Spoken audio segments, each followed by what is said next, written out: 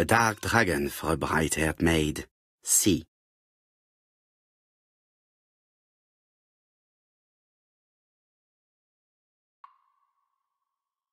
I've already seen similar daggers.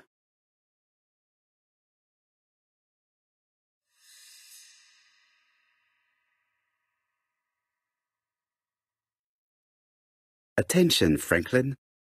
Task list. A. Ordering Lady Clark remedies. Done. B. Tidying up real estate property files. Done. C. Calling the lawyer about inventory. Done. D. Update the tenant-farmer list. Done. E. Update land rent accounting. Done. F. Ordering a restock of arsenic. Done. P.S. I have left on the living room table some of my things I don't want to keep. The locket and the dagger. I am sure you know why. Thora.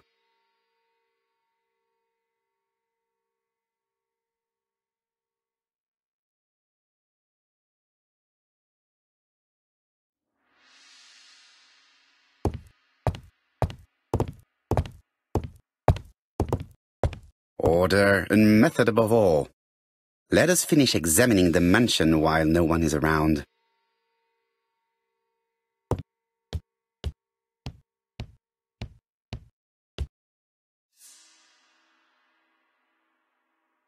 How am I going to open this trunk? Let us examine it.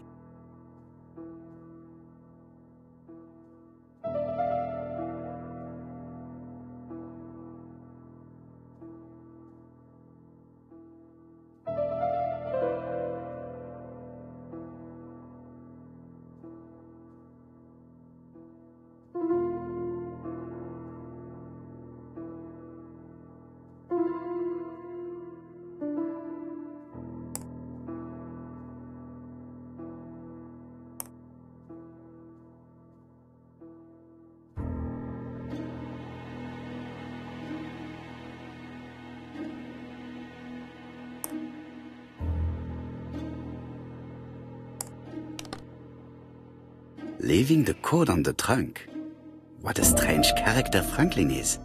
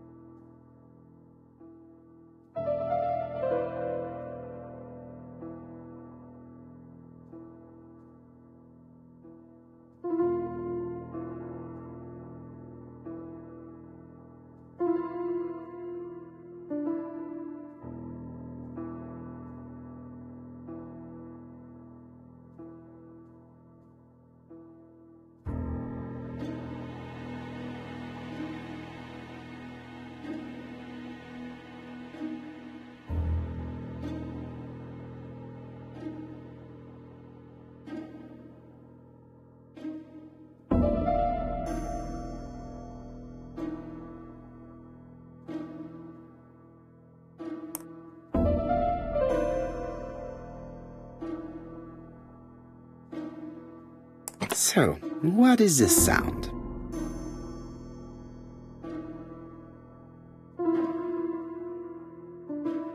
I should be able to open the trunk now.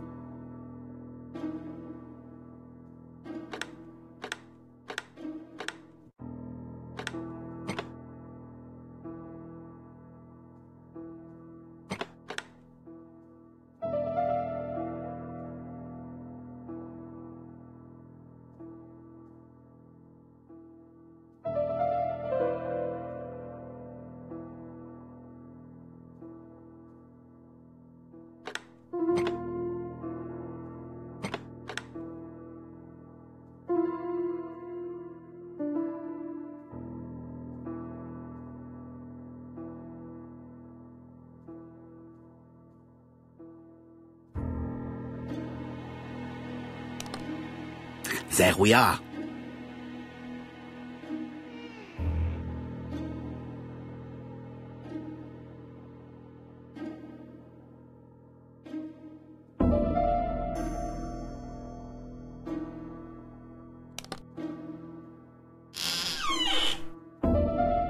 Whiskey and other good quality drinks. Mr. Clark really has refined tastes. Whiskey and other good quality.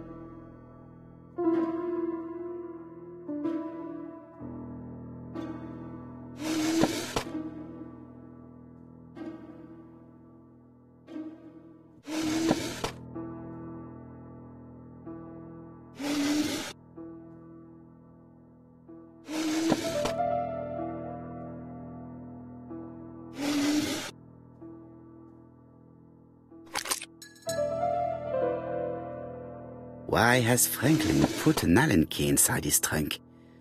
I'll borrow it for a minute.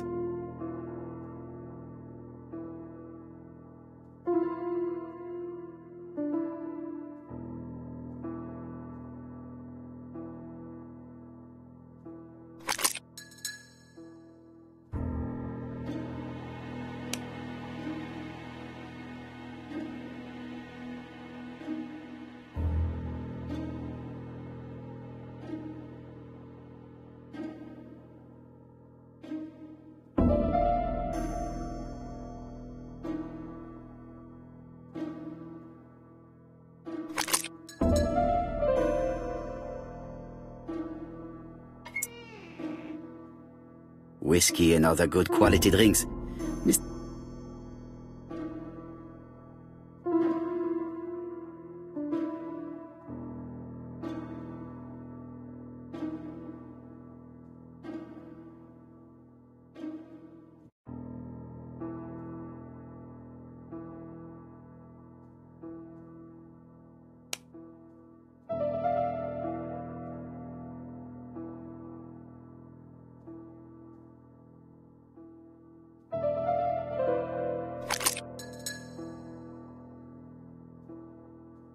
Another screw.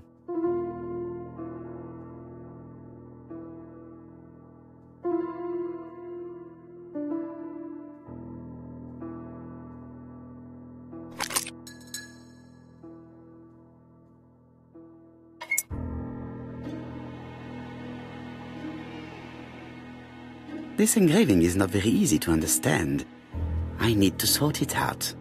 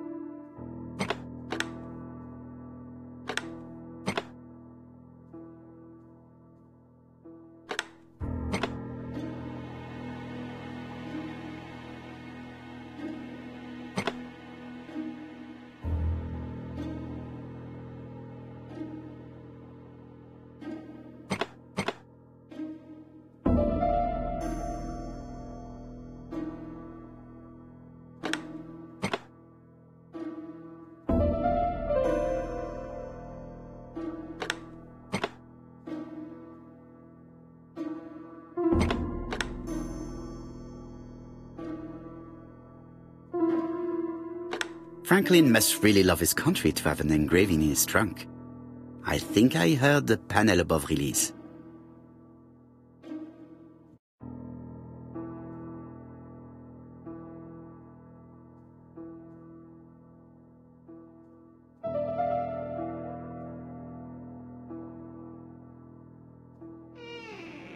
A signet ring? A signet ring with a code written on it. 1587. It may be useful to me.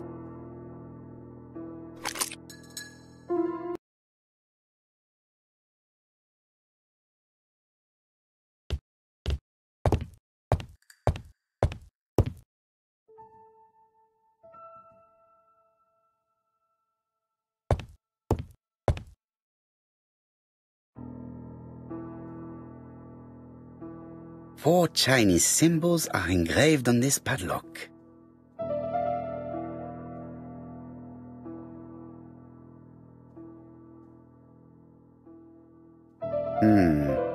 It's only a hinge.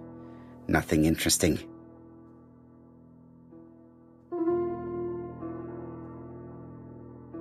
Well, the characters engraved on this disc resemble those engraved on the padlock.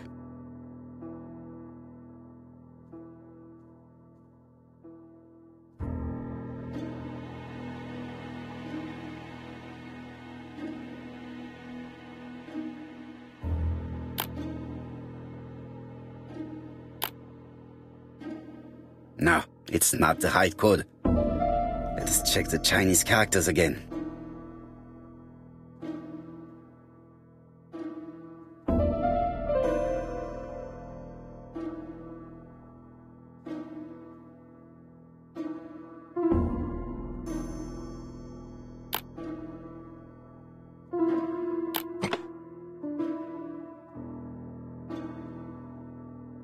At last, the cupboard is open.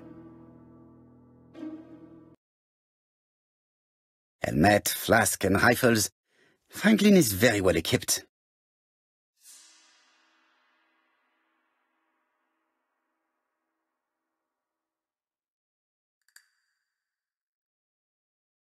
Genteel and wild. English countryside revisited.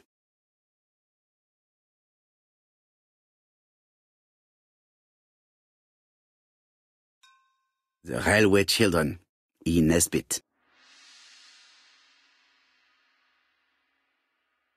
For Franklin, Und Effie's Christmas, 1910.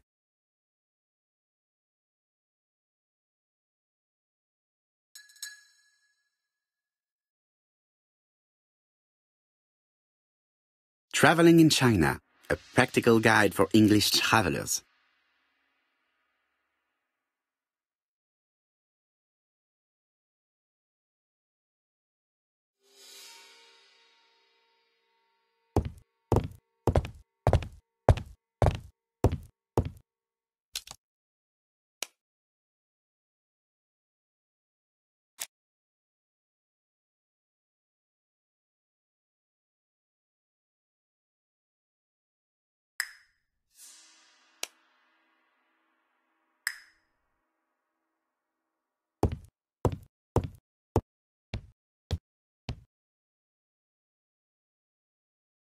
Franklin Clark appears to be a typical British gentleman, a good sportsman, a hunter, a traveler.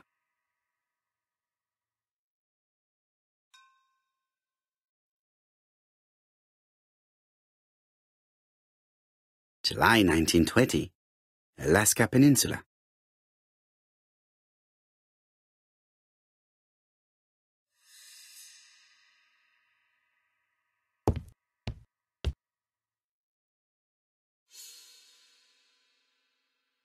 February 1922, South Africa.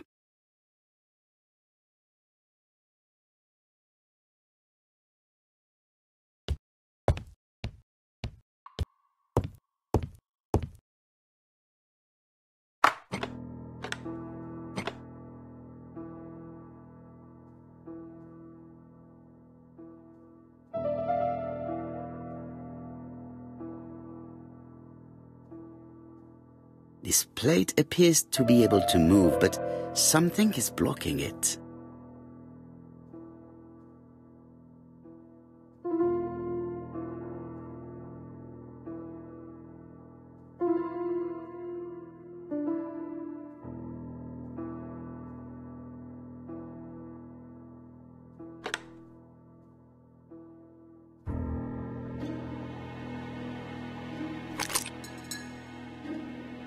The plates around the picture appear to have unlocked. I think I've already seen these symbols on Franklin's trophies.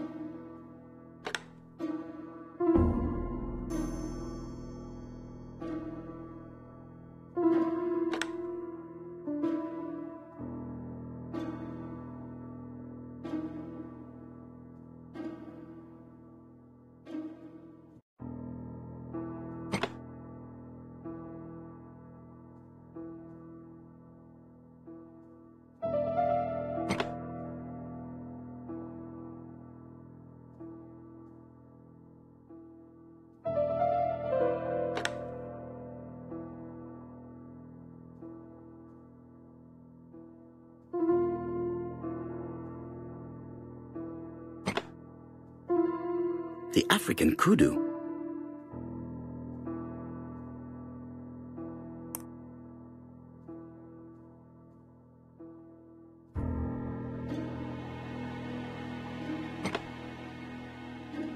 The lion of Sumatra.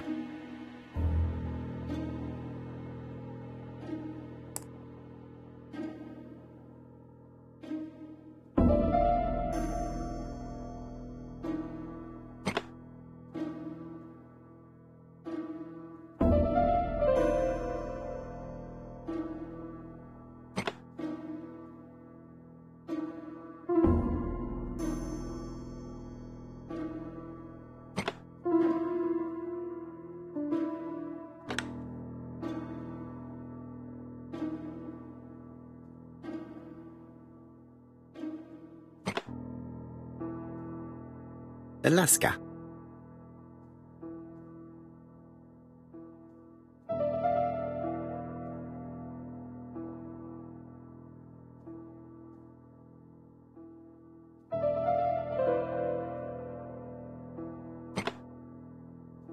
The Alaskan Kodiak bear.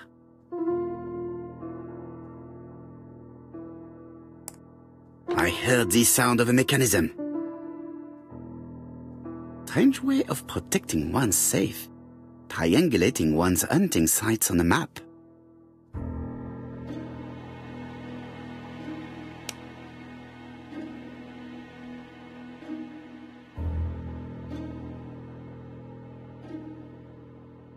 A signet ring bearing the Clark's family's coat of arms.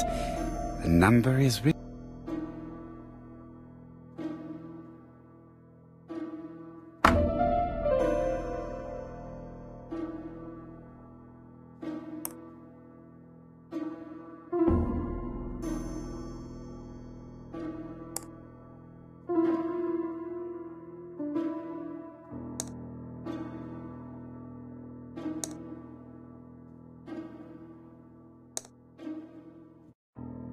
These documents are very likely going to help me for the rest of the inquiry.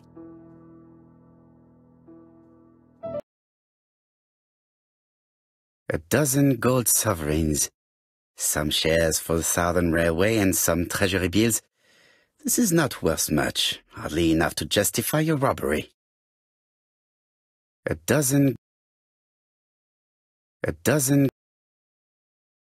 Eton College School year 1912-1913.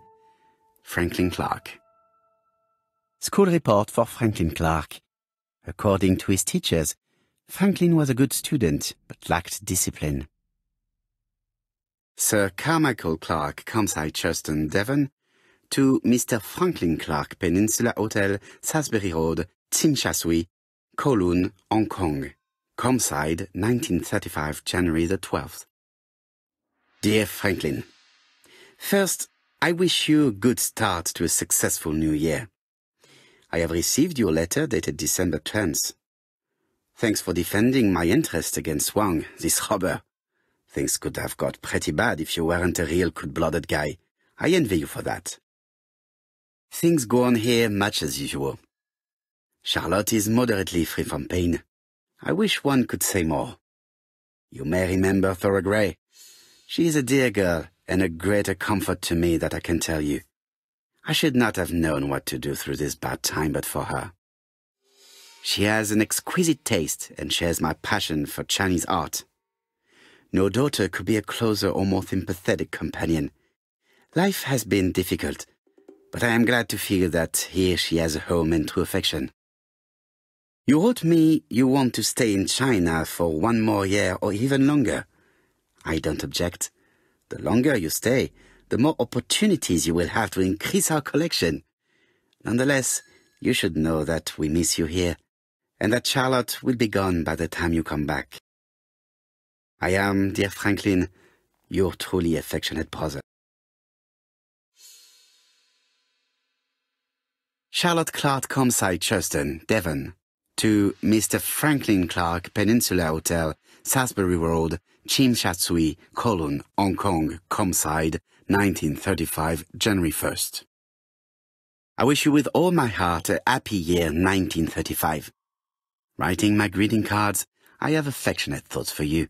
Always smiling as a child, sailing to distant countries and bringing back to us trunks full of wonder. At home, everything annoys me, starting with this young Thora Sir Carmichael is so fond of. I have nobody to share my feelings with, so I write to you. How can I tell you what happens to me? The simplest way the better. I am doomed. I still have 1 year to live, no more. How do I know? I opened the secret drawer of Carmichael and read a letter not addressed to me. In this letter, Dr. Logan tells my husband in the most direct way the truth he conceals from me. So, I know. But my husband doesn't know I know. Please don't tell him. And if he shares the truth with you, act as you were surprised.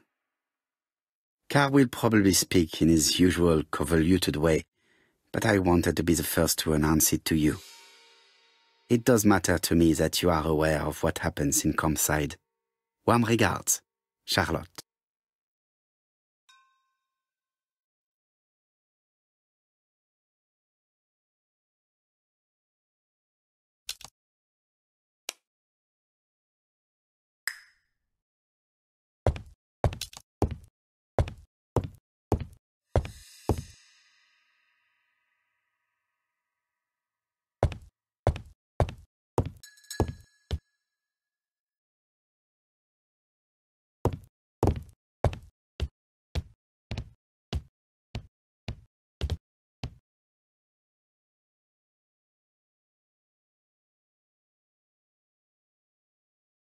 Where is the horrible smell of carrion coming from?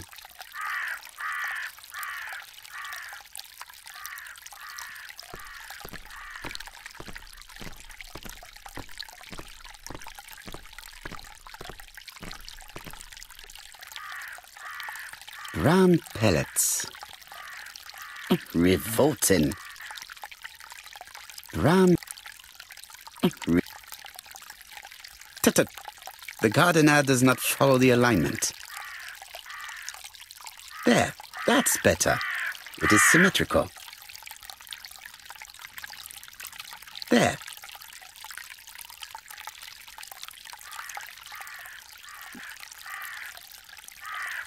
Something makes me feel uncomfortable.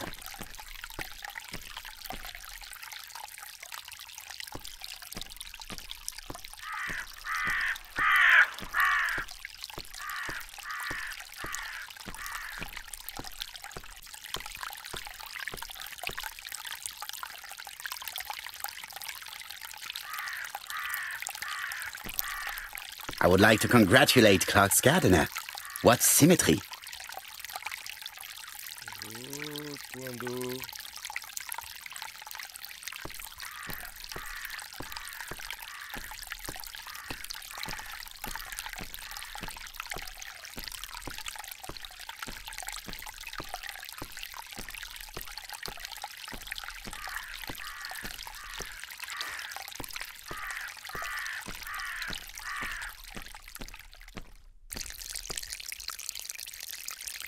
It was probably the gardener who lit this fire.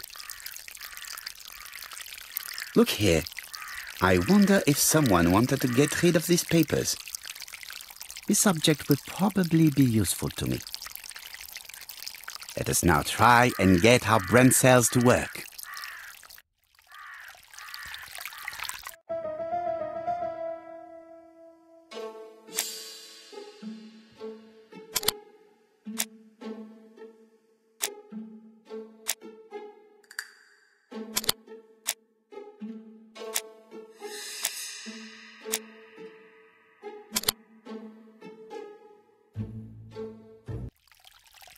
Everything that Thorgray has left behind comes from Sir Carmichael's collection.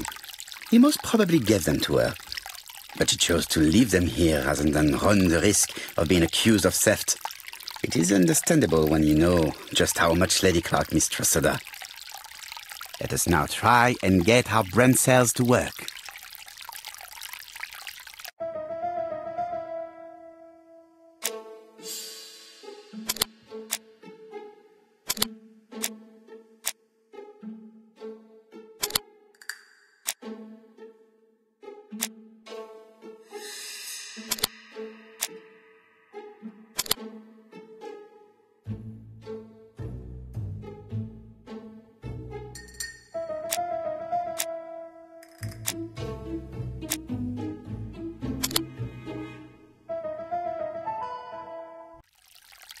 Thorgray had no reason to kill someone who only had a few months left to live. The poison she ordered was for rats. The gardener must have made good use of it, considering the stinking remains on the path, not far from the property. I've finished here. I must put the skeleton key back and inform Hastings that I'm returning to London.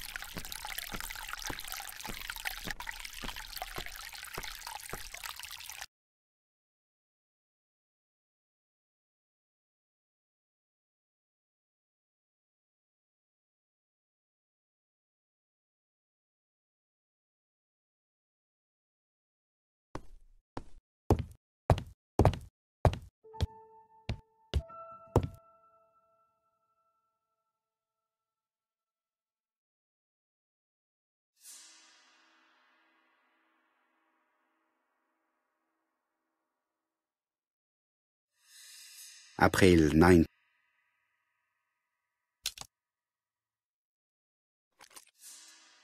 Perfect. Nothing else is keeping me here.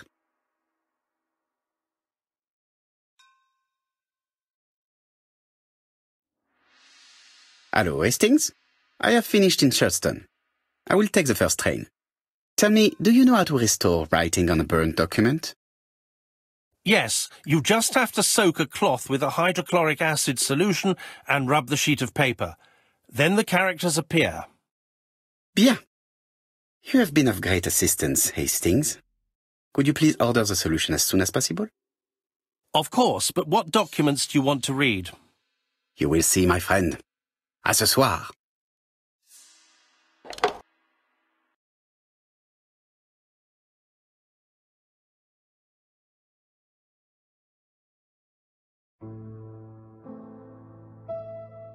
Donald Fraser is here. He insisted on waiting to see you.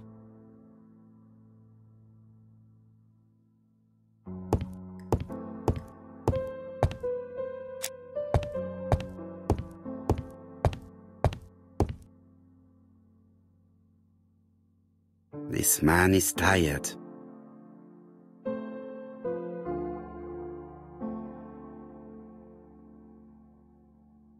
Donald is short of sleep, and it looks as if he didn't even bother to undress before going to bed.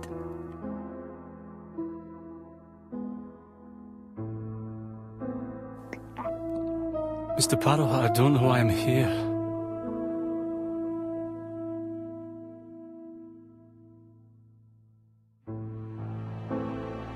You wanted to talk, and you came to find the only man capable of hearing you. Mr. Poirot, since Betty's death, I've doubts about myself. I don't know what to do. And I keep having a horrible dream 3 nights in a row.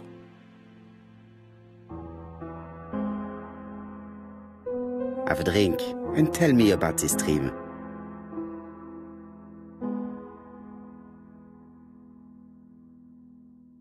It's always the same. I'm on the beach with Betty. I grab her round the throat, and I squeeze, and squeeze until she's dead. Her head falls back, and I see that it's no longer Betty. It's Megan's face. Have you seen Megan Barnard recently? Yes, our grief has brought us together. I never really knew her before. She's really quite a remarkable girl. But I would never tell her about my dream. Why not? Is it her you are attacking in your dream? No, it's Betty. And once Betty is dead, it's Megan's face that appears in its place. Very interesting. Let us now try and get our brain cells to work.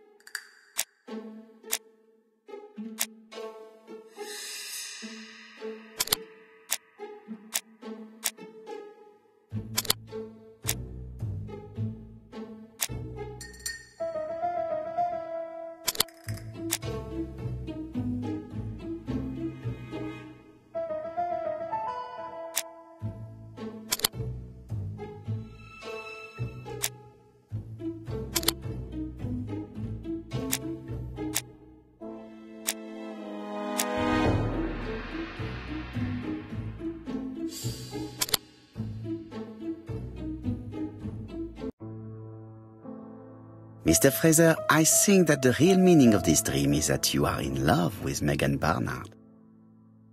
Please go on. Do. This dream certainly betrays your guilt. Oh. But what do you feel guilty about? Having killed your fiancé? Possible. Or forgetting her very quickly for her sister? Certainly. And this forgetting is perceived as a second death. So you don't really think I was the one who killed Betty? I do not exclude this theory. I am simply saying that I do not need to know that fact to explain your dream and your guilt. Thank you for being frank, Mr. Poirot. You've helped me a great deal. I'm going back to Bexhill. I'll not take any more of your time up. It is late, Mr. Fraser, and you are tired. I'll sleep on the train. I like trains. It's easy to sleep rocked by the sound of the wheels. Poor boy, he seems completely lost. Well, women seem to like him. I think Megan will take care of him.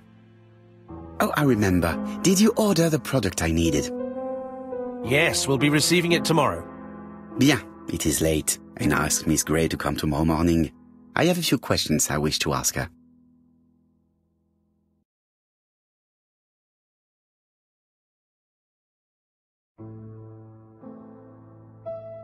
Mademoiselle, I asked you here in order to answer a very important question.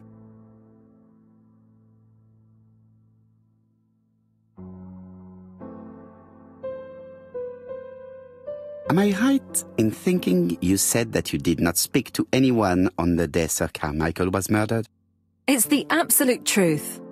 Yet, Lady Clark maintained that she saw you talking to a stranger on the front doorstep.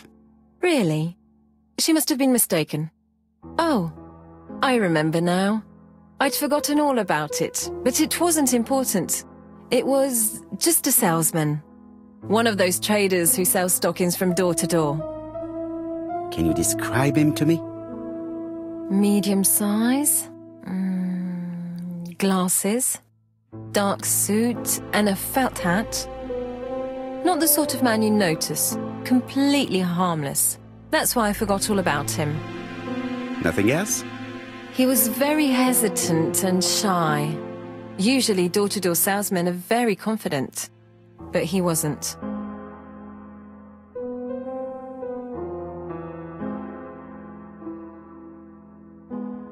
You did not leave Churston willingly, I believe. I don't wish to lie. Lady Clark did not appreciate my presence. And Franklin could not go against the wishes of a sick lady. He is a good man, and he worries a great deal about his sister-in-law. I noticed that you left some personal belongings behind at Churston.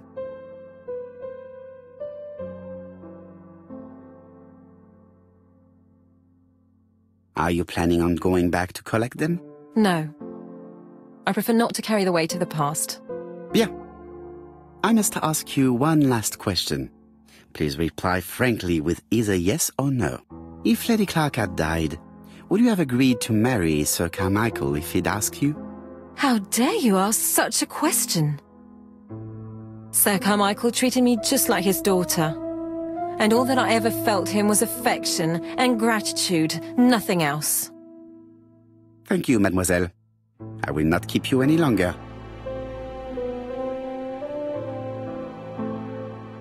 I met Thora Grey on the stairs. Her cheeks were ablaze, and she appeared to be deeply hurt. Poirot, have you offended the poor girl again? Do you have good reasons for accusing her? I accused her of nothing, Hastings. I simply asked her an important question she did not answer. Let us see if we can answer it for her. Let us now try and get our brain cells to work.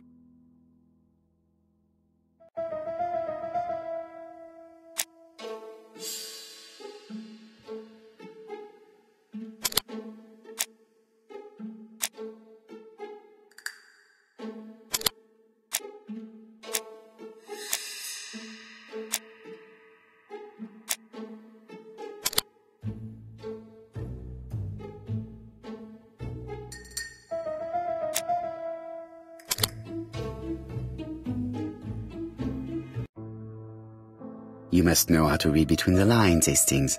When Sir Carmichael refers to paternal affection, he is lying to himself. Read this engraving on the brooch. A dark dragon for an angel with glossy hair. These are the words of a lover, not a father. Lady Clark was not wrong. What if Sir Carmichael had fallen in love with his secretary? That doesn't mean that she forced him to do so. True, there are extenuating circumstances. She is a penniless orphan. But she is calculating. Just look how she avoided it when asked if she would have married Clark. I see. You think she seduced Sir Carmichael for her own gain, and that now she is doing the same with his brother. Poirot, your world is a very dark place. Do not get carried away, mon ami. We have another more important matter to settle. Really? Yes, would you believe that Miss Grey taught me something new? Let us now try and get our brain cells to work.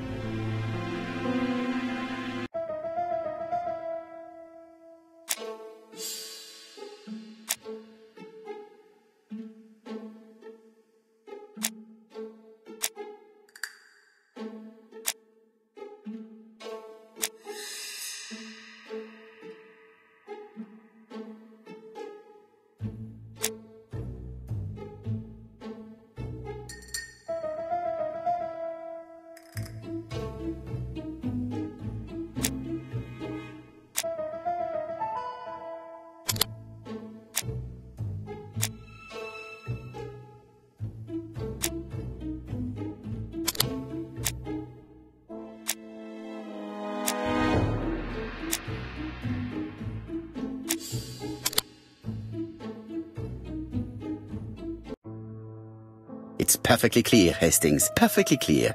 Indeed, a stalking seller visited Andover, Bexhill and Churston on the day of each murder. We have our suspect. This should be of interest, Jap.